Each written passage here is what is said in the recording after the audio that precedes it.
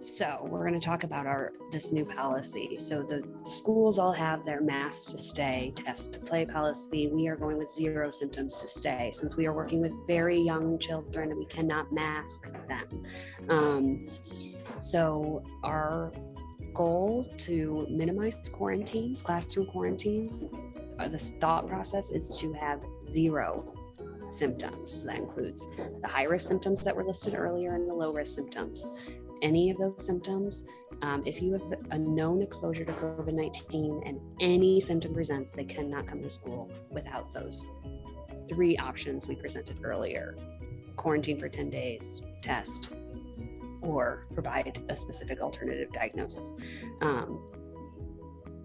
If they have 0 symptoms, they can stay, they can participate, they can be in class. So just knowing that the 0 symptoms to stay applies to those who were have known exposure to COVID. If your child is a child who has a pretty constant runny nose, it's a different event. This is for known exposure to COVID-19, 0 symptoms to stay. That's the policy. If they have any symptoms, we'll talk you through those 3 things that they can do in order to return. Okay, so if there is an exposure, we're going to talk about quarantine options if you choose to quarantine versus test. So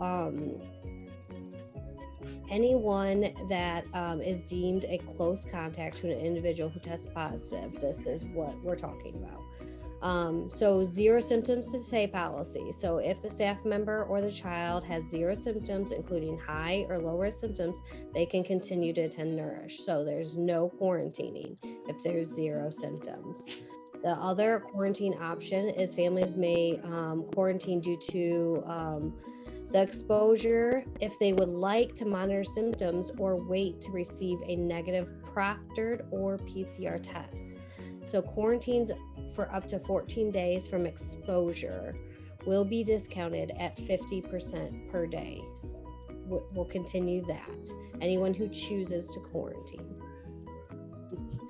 This is allowing the family the choice to follow the 0 symptoms to stay, or and the staff member the choice, 0 symptoms to stay or quarantining. It is up to the families and the staff members. I think the big thing to keep in mind is that and we'll talk about this in a little bit, if there is a close contact, we are still contacting the whole class. We are still telling everyone who is a close contact. You guys will know if you are a close contact in order for you to, as a family or as a staff member, decide if you want to limit interactions outside of Nourish and say, we're going to have 0 symptoms to stay, but we're going to not go see grandma because we know that there was a contact.